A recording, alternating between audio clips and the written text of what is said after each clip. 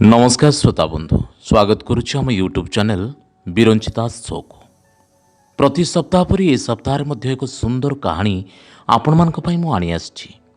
गाल्पिका मधुमिता महांती द्वारा लिखित ए सप्ताहर गल्पर शीर्षक अछि पंजुरी। तेबे गल्प भितर को जिबा पूर्व मु पुणी थरा आपण मानकु कहि रखे जदि आपण एजाय आम चैनल को सब्सक्राइब करिनांती तेबे अविलंबे सब्सक्राइब करि नियंतु कारण आमर समस्त नुआ नोटिफिकेशन आपण ही प्रथम पाइबे। तेबे एथर गल्पर शीर्षक अछि पंजुरी। गाल्पिका मधुमिता महांती। बाहाघरर अर्थ तो पई जहा मो पई सेया नुहे चंदन। बाट रोकिबाकू चेष्टा करुथबा कोहकू जबरदस्त आड़े दे एतिकी कहि पारला निद्रा। न होई पारे मां, किंतु बाहाघर अर्थ मु जहा बुझे सारा दुनिया भी सेया बुझे। तुमे जदि को अलगा अभिधान किछि भिन्न शब्द पढ़िथिबो। चंदन जेते चापिबाकू चेष्टा करुथले भी स्पष्ट जना पड़ुथला ता कंठर व्यंगोक्ति। सुन बाबा, मो पाई बाहाघर माने संसार गढ़िबा नुहे, जीवन को उपभोग करबा भी नुहे, खाली जीवन को जीवा। तो बाबा गला बेलू तू 2 वर्षर मात्र। तोते मनीष करबा निशारे मते किछि भी जना पड़िलानी। एबे किंतु विश्वास कर, ए बढ़ंता बयस रे अंधार देखिले डर लागुची। एकुटिया रहिले किए खाई गुड़िला परी जना पड़ुची। सब बड़े इच्छा होची किए जने थांता कि जा सहित सुख बांटती, दुख कहती, रागिले झगड़ा भी करती। सेतिकी पई कोन मु यथेष्ट नुहे मां? चंदन भीतर अभिमान स्पष्ट जना पड़ुथला। तू खाली यथेष्ट नुहे बाबा, ताठर भी अधिक। तू मो कर धोई चलीगले मो संसार कोलाहलमय लगे। किंतु एटा केते दिन? बीटेक सरीजीव तोर आ मासटा परे, तापरे तो चाकरी तो संसार। हुए तो तू उड़ीजु को गोटे महानगरी को किंबा क्यों विदेशी सहर को। से समयर कथा भाभी मते डर डर गोड़ौची, आउ किछि नुहे। सेतिपाई सुदीप्त जेतेबेले अनुरोध कले मु भी जोर दे भाबिली से कथा। निद्रार आखि आकाशर को कोणरे तराटे को खोजुथला काहाकू, शिवांजन को कि? एथर चंदन नरमी गला। मां हातरे हाथ रखी कहला, कथा दउची मां, मु एइठी रहिबी, तुम पाखे पाखे रहिबी। मु जानिछि बाबांको स्मृति झलमले जागा छाड़ी तुमे कुआडे जीवनी, आउ मु भी जीविनी। ठीक अछि, मु सुदीप्त को मना करदेबी, से मानि जीव। उठीगला निद्रा चा कॉफी करिबा भाई। कॉलेज बेलरू बंधुता शिवांजन को सहित, अथच गोटाए नामी कंपानी रे दामी चाकरीटे पाइजिबा परे से जेतेबेले गोटे रोमांटिक नाटकर दृश्य भली आंठू माड़ी निद्रा सामने बसी ता हाथ मागिले से चमकी पड़िथिले। बंधुताटाकू तो से एमिति दिगरू देखि नथिला सिना, एबे देखला बेलू कथाटा आदौ मंद लागिला नहीं। तेणु अविलंबे विवाहटा सरीगला। शिवांजन चाकरी पहाड़ जंगल घेरा उपत्यकाटी। तांको क्वार्टररू देखा जाए छम छम जंगली झरणा, तुरुतुरिया ठेकुआ पोल, पानी पीवाको आसुथबा गंभीर सम्राट परी लागुथबा हाथी पोल। निद्रा से गछलतार प्रेमरे पड़ीगला। घरे काम करबाको आसुथबा आदिवासी झील मुनकीठू बिना सूतारे कुरेई फूलर गजरा गुंथि शिखला। पलाश फूलर निआरे विभोर हबार कला जाणीगला। ठीक एमिति एक मोहमय अवस्थारे चंदन सेमानक भितर को आसीगला। ओह, संसारटा एते मोहमोह बासे बोली से ही प्रथमे जानिला। प्लांटर ड्यूटी समय परे खरादिनिया पाहांता पहरु शिवांजन ताको बाध्य करी नहीं जाउथला। अंका बंका पहाड़ी रास्तारे सेमाने नुआ किछि ठिकणा खोजुथले। चंदन घरे रहउथला मुनकी पाखरे।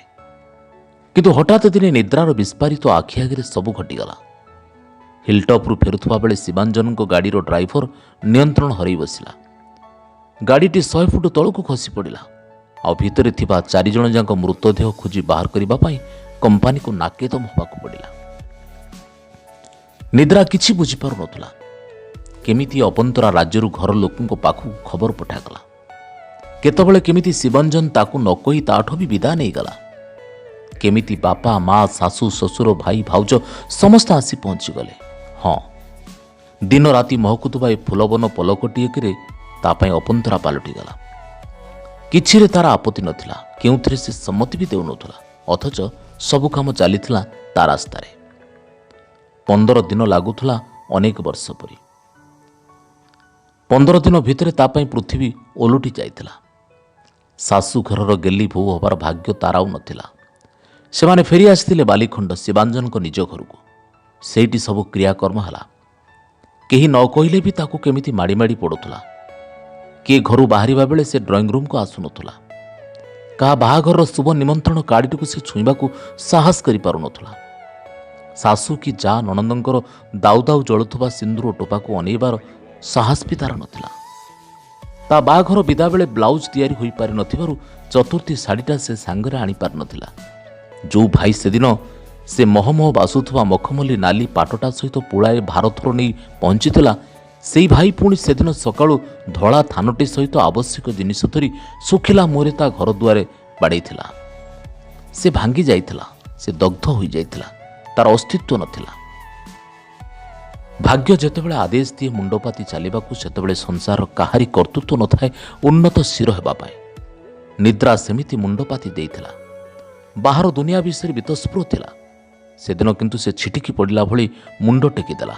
ଆଃ, ଚନ୍ଦନର କାନ୍ଦ ଏତେ ଦିନ କେମିତି ସେ ଶୁଣିପାରୁନଥିଲା। ଚନ୍ଦନକୁ କୋଳକୁ ନେଲା ସେ। ଗୋଟାଏ ଯୁଗ ପରେ ରୁଟି କ୍ଷୀର ପୁଅକୁ ଖୁଆଇଲା। କେହି ରାଜି ନଥିଲେ, ନା ତା ବାପା ମା ନା ଶାଶୁଘର ଲୋକେ। କେହି ରାଜି ନଥିଲେ ସେ ଚାକିରି କରୁ ବୋଲି। କମ୍ପାନୀରୁ ମିଳିବାକୁ ଥିବା ମୋଟା ଅଙ୍କର ଟଙ୍କାଟା ନେଇ ସେ ଘରେ ବସି ଅୟସ କରିବ। ଅଥଚ ସେ ନିଜେ ସେଦିନ କହିଲା, ନାଇଁ ବାପା, ଘରେ ରହିଲେ ମୁଁ ପାଗଳ ହୋଇଯିବି। ଏମ୍ଡି ତ କହିଲେ କ୍ଷତିପୂରଣ ଟଙ୍କା ନ ନେଇ ମୁଁ ସେଠି ମୋ ଯୋଗ୍ୟତା ଅନୁସାରେ ଚାକିରିଟେ କରିପାରିବି। ଭାବିଛି ସେଇଆ ହିଁ କରିବି। ତାପରେ ସେ ଚାଲି ଆସିଥିଲା ସେଇ ଉପତ୍ୟକା ସହରକୁ। ସେଇଠି ଆରମ୍ଭ କରିଦେଇଥିଲା ତା ତପସ୍ୱିନୀର ଜୀବନ। ଅଫିସ, ଘର, ପୁଅ ବ୍ୟତୀତ ତା ଦୁନିଆରେ ଆଉ କାହାରି ଉପସ୍ଥିତି ସେ ଚାହିଁନଥିଲା। ଅବଶ୍ୟ ଘର ଲୋକମାନେ ମଝିରେ ମଝିରେ ଯାଆସ କରୁଥିଲେ, କିନ୍ତୁ ସେ ଥିଲା ଯେମିତି ପଦ୍ମପତ୍ରରେ ପାଣି ବିନ୍ଦୁଟିଏ ପରି, ଅହରହ ଟଳଟଳ ଆଉ ଢଳଢଳ। ସୁଦୀପ୍ତ ତ ଆଗରୁ ଘରକୁ ଆସୁଥିଲେ। ଶିବାଞ୍ଜନଙ୍କ ଭଳି ଭୋଳା ଲୋକ କୋଉଦିନ ଚଷମା ଛାଡ଼ି ଯାଉଥିଲେ ତ କେବେ ପୁଣି ରୁମାଲ କିମ୍ବା ପର୍ସ। କେବେ କେବେ ନିଜେ ଫେରି ଆସନ୍ତି ନେବାକୁ, କେବେ ପଠେଇ ଦିଅନ୍ତି ସୁଦୀପ୍ତକୁ। ସେ ବି କିଛି କାମକୁ ଛୋଟ ଭାବନ୍ତିନି ବୋଧହୁଏ, ଆନନ୍ଦରେ କାମତକ କରିଦିଅନ୍ତି। ନିଦ୍ରା ଅଫିସ ଆସିଲା ପରେ ସତେ ଯେମିତି ତାଙ୍କ ଦାୟିତ୍ୱ ବଢ଼ିଯାଇଥିଲା। ନିଦ୍ରାର ପ୍ରତିଟି ଅସୁବିଧାକୁ ସୁବିଧା କରିବା ପାଇଁ ସେ ଏତେ ସନ୍ତର୍ପଣରେ କାମ କରୁଥିଲେ ଯେ କେବଳ ତାଙ୍କ ଛଡ଼ା କେହି ଜାଣିପାରୁନଥିଲେ ସେ କାମର ଠିକଣା। ତାଙ୍କ ଟେବୁଲର ସାମ୍ନା ଚେୟାରରେ ବସୁଥିଲା ନିଦ୍ରା। ଅଫିସର ସବୁ କାମକୁ ବେଶ ସହଜରେ ବୁଝେଇ ଶିଖେଇ ଚାଲିଥିଲେ ସେ। ଏପଟେ ଶିବାଞ୍ଜନହୀନ ପରିବାରଟା ବି ପୁରୁଷଟିର ଆବଶ୍ୟକତା ଅନୁଭବ କରୁଥିଲା। ସର୍ବଜ୍ଞାତ ଭଳି ପ୍ରତିଟି ଅସୁବିଧାରେ ସାହାଯ୍ୟର ହାତ ବଢ଼େଇ ଦେଉଥିଲେ ସୁଦୀପ୍ତ। କେବଳ ତାଙ୍କରି ପାଇଁ ଚନ୍ଦନ 10th +2ରେ ଏତେ ଭଲ ନମ୍ବର ରଖିଲା, ତାହା ପୁଣି ବିନା ଟ୍ୟୁସନରେ। ବିଟେକ୍ କରିବା ପାଇଁ ଚନ୍ଦନ ହଷ୍ଟେଲ ଚାଲିଗଲା ପରେ ନିଦ୍ରା ଅନୁଭବ କଲା ମଣିଷଟିର ଆବଶ୍ୟକତା। ଆଉ କାହା ପାଇଁ ତାର ବ୍ୟସ୍ତ ହେବାର ନଥିଲା। କିଏ ଖାଇଲା କିଏ ନ ଖାଇଲା ଚିନ୍ତା କରିବାର ନଥିଲା। ଚନ୍ଦନ ଘରକୁ ଫେରିବାର 5 ମିନିଟ୍ ଡେରି ହେଲେ 1000 ଥର ଗେଟ୍ ପାଖକୁ ଦୌଡ଼ିବାର ବି ନଥିଲା। ଏଥର ଦିନଟା ଯାକର ସବୁ ସମୟ ଖାଲି ତାର ଥିଲା, ଯାହାକୁ ସେ ଆଦୌ ଉପଭୋଗ କରିପାରୁନଥିଲା। ସମୟର ବି ପୁଣି ଏତେ ପ୍ରାଚୁର୍ଯ୍ୟ, ପୁଣି ଏତେ ଅବସାଦ। ସେ ବ୍ୟସ୍ତ ହୋଇଯାଉଥିଲା। ଧୀରେ ଧୀରେ ତାକୁ ଘର ଭିତରେ ଡର ଡର ଲାଗିଲା। ନା ସେ ଭଲରେ ଖାଇଲା, ନା ସେ ଭଲରେ ଶୋଇଲା। ଚନ୍ଦନ ଯିବା ପରେ ସୁଦୀପ୍ତଙ୍କର ଆସିବା ବି ଟିକେ କମିଗଲା। ବୋଧହୁଏ ସାଇ ପଡ଼ିଶା କାଳେ କିଏ କ'ଣ କହିଦେବ ଭାବି। ପ୍ରାୟ ସପ୍ତାହଟେ ସେ ଛୁଟିରେ ଥିଲେ। ଅପରାହ୍ନରେ ସେ ଘରକୁ ଫେରି ସିଧା ନିଦ୍ରା ପାଖକୁ ଚାଲି ଆସିଥିଲେ ଚା କପି ପିଇବା ପାଇଁ। ନିଦ୍ରା ଆସିବା ଦେଖି ସେ ଚମକି ପଡ଼ିଲେ। ଆରେ, ଜର ଫର ହୋଇଥିଲା ନା କ'ଣ? ଏମିତି ଦିଶୁଛ ଯେ? ନିଦ୍ରା ହସିଲା। ଭାରି କରୁଣ ଲାଗିଲା ସେ ହସ। ଆଉ ପାରୁନି। ଏକା ଏକା ଏ ଘର, ଏ ଜୀବନ ମୋ ସହିତ ସୌତୁଣୀଙ୍କ ଭଳି ଦାଉ ସାଧୁଛି। ସେଦିନ ତ ସୁଦୀପ୍ତ ଚୁପ୍ ବସିଲା ଅନେକ ସମୟ। ହେଲେ 2 ଦିନ ପରେ ଦିନେ ସନ୍ଧ୍ୟାରେ ସେ ଅଦ୍ଭୁତ କଥାଟି କହିଲେ। ନିଦ୍ରା, ତୁମକୁ ଏ ନିର୍ଜନବାସ ବାଘ ଗୁମ୍ଫାରେ ପଶିଲା ଭଳି ଲାଗୁଛି। ତୁମ ଚିନ୍ତାରେ ମୁଁ ସେଠି ମୋ ଘରେ ଗରମ ତେଲ କରେଇରେ ଭାଜି ହେଲା ଭଳି ଜୀବନଟି ଜିଉଛି। ଅଥଚ କାଳେ କିଏ କ'ଣ କହିଦେବ ଭୟରେ ସବୁବେଳେ ମୁଁ ଏଠିକି ଆସିପାରୁନି। ଆମର ଆଉ ଜୀବନ ଅଛି କ'ଣ? କେବଳ ଅନ୍ତିମ କେତୋଟି ମୁହୂର୍ତ୍ତ ଛଡ଼ା। ଚାଲ, ସେ କେତୋଟି ମୁହୂର୍ତ୍ତ ଆମେ ଏକାଠି କଟେଇବା। ସୁଦୀପ୍ତଙ୍କ ଆଖିରେ ଅଛି କ'ଣ? ଉତ୍ସାହ, ଉଦ୍ଦୀପନା, ନା ପତ୍ରଛଡ଼ା ପ୍ରେମ? କିନ୍ତୁ ଏମିତି କ'ଣ ହୁଏ? ବଡ଼ କଷ୍ଟରେ ନିଦ୍ରା ଏତିକି ଉଚ୍ଚାରଣ କଲା। ହବ। ସେଥିପାଇଁ ଆମକୁ ସମ୍ପର୍କଟି ଖୋଜିବାକୁ ହବ। ସବୁଠୁ ଭଲ ସମ୍ପର୍କର ନାଁ ବୋଧେ ବିବାହ ନା ନିଦ୍ରା? ସୁଦୀପ୍ତଙ୍କ କଣ୍ଠରେ ଉତ୍ତୀର୍ଣ୍ଣ ବସନ୍ତର ଚିହ୍ନବର୍ଣ୍ଣ ନାହିଁ। ଚନ୍ଦନ ଘଣ୍ଟା ଘଣ୍ଟା ମିନିଟକୁ ଏକା ଏକା ଗଣି ଗଣି କ୍ଳାନ୍ତ ଶ୍ଳାନ୍ତ ନିଦ୍ରା ମନା ବି କରିବାକୁ ଚାହୁଁନଥିଲା। ପଚାର ତାକୁ, ମୁଁ ଭାବୁଛି ସେ ମନା କରିବନି। ସୁଦୀପ୍ତ ଉଠିଥିଲେ, ମୋତେ ଫୋନ୍ କରିବ। ଜାତକ ମିଳେଇବା କି ଗୁରୁଶୁତି ରବିଶୁତିର ଆବଶ୍ୟକତା ନାହିଁ।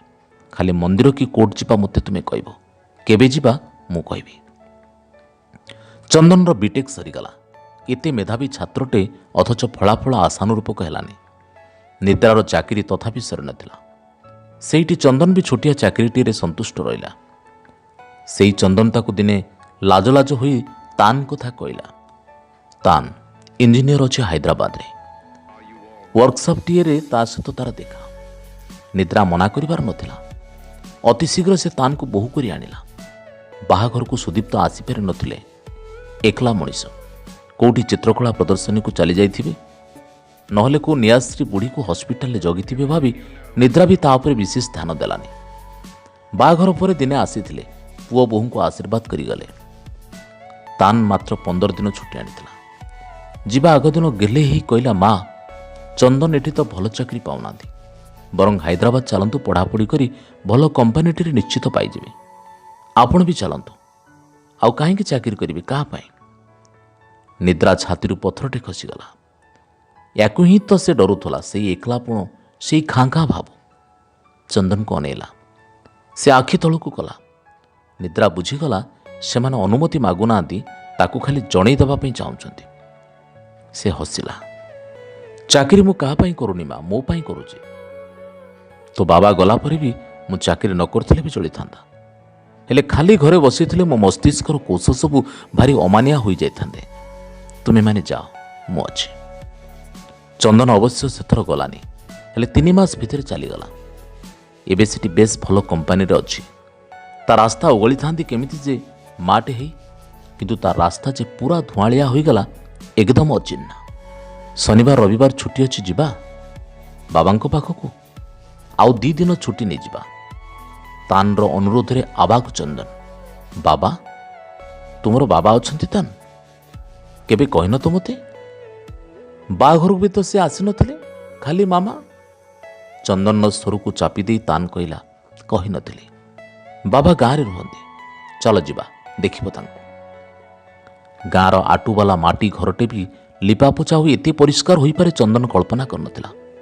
ପହଞ୍ଚୁ ପହଞ୍ଚୁ ପଇଡ଼ ପାଣି, ତାପରେ ବାରି ଲେମ୍ବୁର ସରବତ, ପୁଣି ବଢ଼ିଆ ଗାଉଁଲି ଜଳଖିଆଟିଏ। ଚନ୍ଦନ କିନ୍ତୁ ଏକୁଟିଆ ଦେଖି ତାନ୍କୁ ପଚାରିଲା, ଇଏ କ'ଣ ତାନ୍? ମୋତେ ସବୁ ଭୋଜବାଜି ଭରିଆ ଲାଗୁଛି। ଏ ସ୍ତ୍ରୀ ଲୋକ କିଏ, ଯାହାକୁ ତୁମେ ବୋଉ ଡାକ? ସେ ପୁଣି ବାବାଙ୍କ ସହିତ ଏତେ ଅନ୍ତରଙ୍ଗ କାହିଁକି? ବାରିଆଡ଼ର ବଉଳ ଗଛ ଚାନ୍ଦିନୀ ଉପରେ ମାଣେ ବାଦାମ ଭଜା ଧରି ବସୁ ବସୁ ତାନ୍ କହିଲା, ଚନ୍ଦନ, ଝିଅ ହେଲେ ବି କହୁଛି ମୋ ମାମା ଭାରି ସୁଖଲୋଭୀ ନାରୀଟିଏ। ବାବା କିନ୍ତୁ ପୁରା ଓଲଟା। ମାମା ଅନଲାଇନ୍ ସପିଂ କରିବାକୁ ଚାହୁଁଥିବା ବେଳେ ବାବା କଅଁଳ ଧାନ କେଣ୍ଡାର ବାସ୍ନା ଆଘ୍ରାଣ କରିବାକୁ ଭଲ ପାଆନ୍ତି। ମାମା କୁହନ୍ତି ଛୁଟି କାଟିବା ପାଇଁ କୁଲ୍ଲୁ ମନାଲି ବା ଦାର୍ଜିଲିଂ ଯିବା, କିନ୍ତୁ ବାବା କିନ୍ତୁ ଶୀତ କାକର ନ ମାନି ଗାଁ ମୁଣ୍ଡର ମୁଣ୍ଡିଆ ପାହାଡ଼ ପାଖକୁ ଦୌଡ଼ି ଯାଆନ୍ତି କୋଳି ଖୋଜି। ଏମିତି ସମାନ୍ତରାଳ ସରଳରେଖା 2ଟି କେତେ ଦିନ ବା ଏକାଠି ରହିପାରିଥାନ୍ତେ? ମୋତେ ଯେତେବେଳେ 5 ବର୍ଷ ସେମାନେ ଅଲଗା ହୋଇଗଲେ, ମୁଁ ମାମାଙ୍କ ପାଖେ ରହିଲି, ଅଥଚ ଛୁଟି ଦିନଗୁଡ଼ା ବାବାଙ୍କ ସାଙ୍ଗେ କାଟିଲି। ମାମା ତାଙ୍କ ବିଜନେସ୍ ପ୍ରଭାବ ପ୍ରତିପତ୍ତି ବୃଦ୍ଧି ପାଇଁ ବ୍ୟସ୍ତ ରହିଲେ। ବାବା ସବୁ ଛୁଟି ଦିନର ଆଗ ସନ୍ଧ୍ୟା ମୋ ପାଇଁ ନଡ଼ିଆ ଲଡ଼ୁ, ଆଖୁ ଗୁଡ଼, ମୁଢ଼ିମୁଆଁ, ବାଲି ଛତୁ, ପତୁଆ ଯୋଗାଡ଼ରେ ମସଗୁଲ ଥିଲେ। ଏଇ 3 ବର୍ଷ ତଳେ ଦିନେ ବାବା ମୋତେ କହିଲେ, ବୋଉ କଥା। ମାମାକୁ ତୁ କିଛି କହିବାର ନଥିଲା। ମୋଠୁ ଅନୁମତି ମାଗିଲେ ତାଙ୍କୁ ଘରକୁ ଆଣିବାକୁ, କାରଣ ଦିନକୁ ଦିନ ତାଙ୍କ ବୟସ ବଢ଼ୁଥିଲା। ସେ ଦୁର୍ବଳ ହୋଇଯାଉଥିଲେ।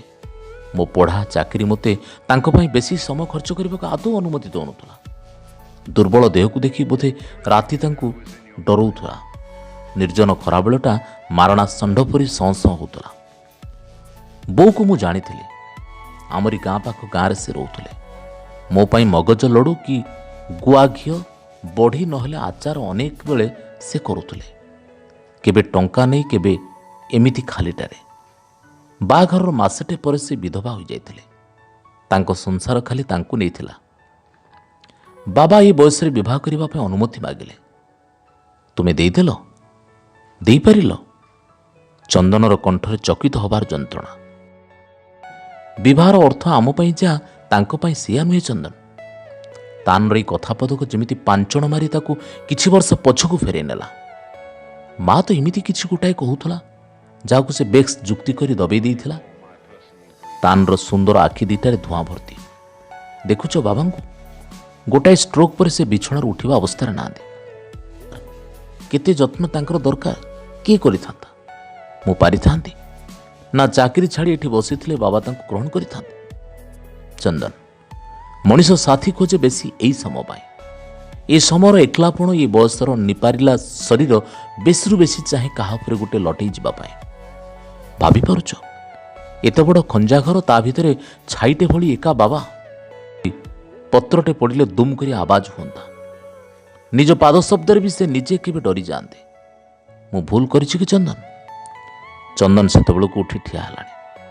ମୁଁ ଟିକେ ଆସୁଛି କହି ଦୌଡ଼ିଲାଣି ନଦୀ ବନ୍ଧକୁ। ଗାଁ ଭିତରେ ଫୋନର ନେଟୱାର୍କ ପାଏନି। ଧଇଁ ସଇଁ ହଉ ହଉ ବନ୍ଧ ଉପରେ ଠିଆ ହୋଇ ସେ ଫୋନ୍ ଲଗେଇଲା ମାଙ୍କୁ।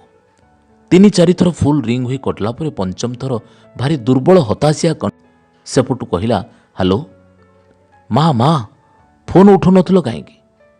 ଏମିତି କାହିଁକି କଥା କହୁଛ ମା? ଦେହ ଭଲ ନାହିଁ କି? ନାଇଁ, ଜ୍ୱର ଟିକେ ହେଇଛି। 10 ଦିନ ହେଲାଣି ଛାଡ଼ୁନି ତ, ଶ୍ୱାସଟା ବି ବାହାରି ପଡ଼ିଛି। ସେ କିଛି ନୁହେଁ ରେ ବାବା, ଠିକ୍ ହୋଇଯିବ, କହ।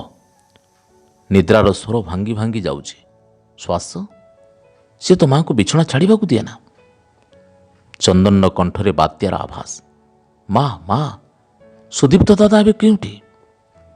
ଜାଣିନି ରେ ବାବା, କିଛି ଜାଣିନି ତାଙ୍କ ବିଷୟରେ।